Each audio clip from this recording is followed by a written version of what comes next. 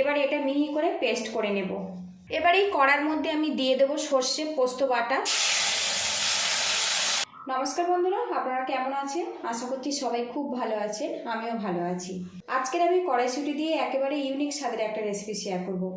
এই রেসিপিটা গরম ভাতের সাথে কিন্তু জাস্ট অসাধারণ লাগে। আজকের রেসিপির জন্য এখানে দেখুন 1 টেবিল স্পুন আমি নিয়েছি কালো সর্ষে, আর এখানে রেখেছি খোসা সমেত কিছুটা কড়াইশুঁটি। নির্দিষ্ট কোনো মাপ নয় বন্ধুরা, আপনারা কম বেশি করে নিতে পারেন।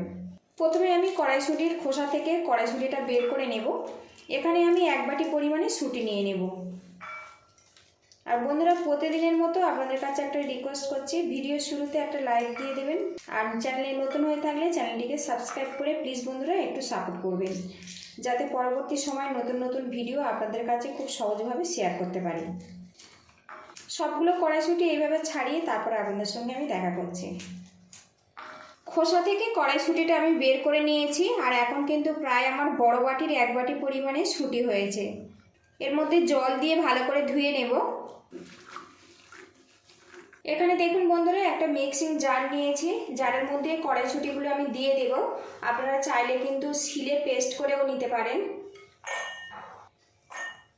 আর বন্ধুরা, আমি সবসময় চেষ্টা করি নতুন নতুন রেসিপি শেয়ার করার জন্য। প্লিজ বন্ধুরা একটু শেয়ার করে দেবেন, আর নতুন হয়ে থাকলে চ্যানেলটিকে অবশ্যই সাবস্ক্রাইব করে একটু সাপোর্ট করবেন। এবারে এর মধ্যে 2টো কাঁচা লঙ্কা দিয়ে দেব। আপনারা চাইলে কিন্তু কুচিও ব্যবহার করতে পারেন, আমি পেস্ট করে ব্যবহার করব। এবার এটা মিহি করে পেস্ট করে নেব। এদিকে দেখুন বন্ধুরা, কড়াইশুঁটি পেস্ট করে নিয়েছি, নিয়ে বোলের মধ্যে এটা আমি ঢেলে নিলাম।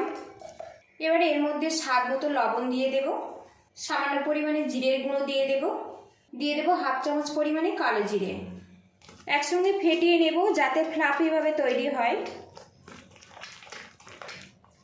আর অবশ্যই কিন্তু একটু ফেটিয়ে নেবেন। এদিকে দেখুন বেশ কিছুক্ষণ ফেটিয়ে নিয়েছি, এবার এটা আমি সাইড করে দেব।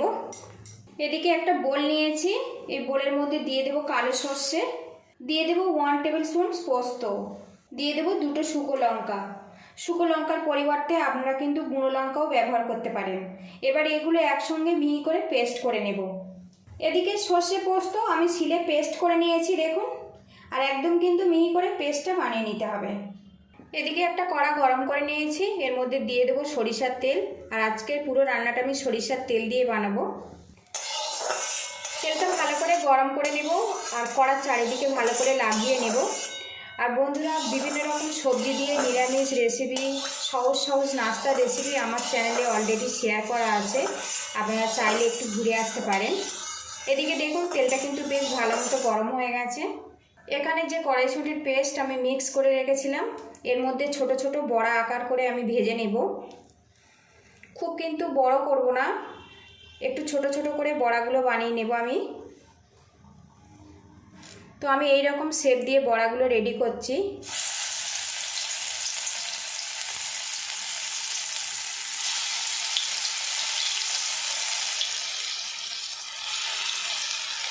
এদিকে দেখুন বন্ধুরা, কিছুটা বড়া আমি ভেজে নিয়েছি, আর এই বড়াগুলো আমি হালকা করেই ভেজেছি, যাতে পরবর্তী স্টেপটা একটু নরমভাবে তৈরি হয়। খুব বেশি কিন্তু শক্ত করে ভাজা যাবে না, তাহলে খেতে ভালো লাগবে না। তো দেখুন আমি হালকা করে এটা ভেজে নিয়েছি। এবারে এগুলো আমি তুলে নেব।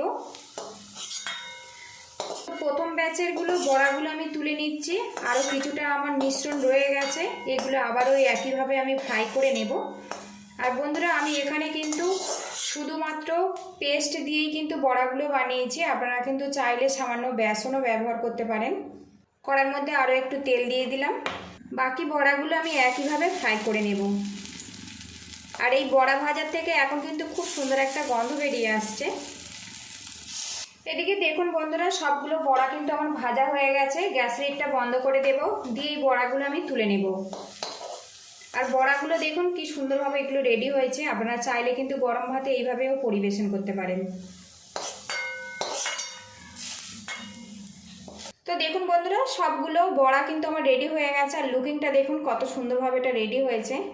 এবার এই কড়ার মধ্যে আমি দিয়ে দেবো সর্ষে পোস্ত বাটা, দিয়ে দেবো সামান্য পরিমাণে হলুদের গুঁড়ো, দিয়ে দেবো সামান্য কাশ্মীরি রেড চিলি পাউডার, কালারটা ভালো আসবে, স্বাদ মতো লবণ দিয়ে দেব। এর মধ্যে দিয়ে দেবো 1/2 চামচ সরিষার তেল, ভালো করে মিক্স করে নেব। আমি এখানে শুকনো লঙ্কাটা বেটে ব্যবহার করেছি, সেই জন্য গুঁড়ো ব্যবহার করব না।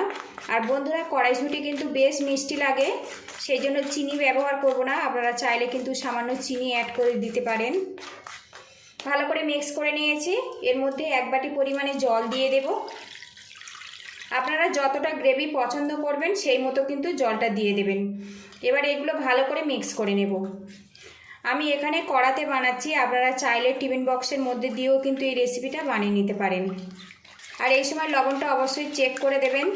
আর বন্ধুরা, এখন কিন্তু গ্যাসের হিটটা বন্ধ করা আছে। এবারে এর মধ্যে আমি বড়াগুলো দিয়ে দেব। যারা নিরামিষ খান একবার কিন্তু এইভাবে বানানোর অনুরোধ রইল। আশা রাখছি ভালো লাগবে। এই রেসিপিটা গরম ভাতের সাথে কিন্তু ভীষণ ভালো লাগে। সবগুলো বড়া আমি এর মধ্যে দিয়ে দেব। এখানে আমি ছোট ছোট করে বড়াগুলো বানিয়েছি, যাতে গ্রেভিটা বড়ার মধ্যে খুব সহজে যেতে পারে। আলতো হাতে একটু মিক্স করে নেব। আর বন্ধুরা, গ্যাসের হিটটা এবার আমি অন করে দিচ্ছি। এখানে দেখুন 2টো কাঁচা লঙ্কা ফাটিয়ে নিয়েছি, এর মধ্যে দিয়ে দেব। এতে ফ্লেভারটা খুব ভালো আসবে। এবারে এর মধ্যে টমেটো স্লাইস করে দিয়ে দেব।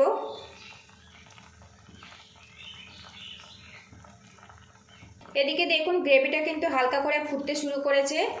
এর মধ্যে আরও 1/2 চামচ পরিমাণে সরিষার তেল দিয়ে দেব। এর মধ্যে কিন্তু আর কোনো রকমভাবে নাড়াচাড়া করব না। একটা পাত্র দিয়ে ঢেকে রাখবো। আর গ্যাসের হিটটা একদম লো টু মিডিয়ামে রেখে 10 মিনিট ফুটিয়ে নেব। 10 মিনিট পরে তারপর আপনাদের সঙ্গে দেখা করছে।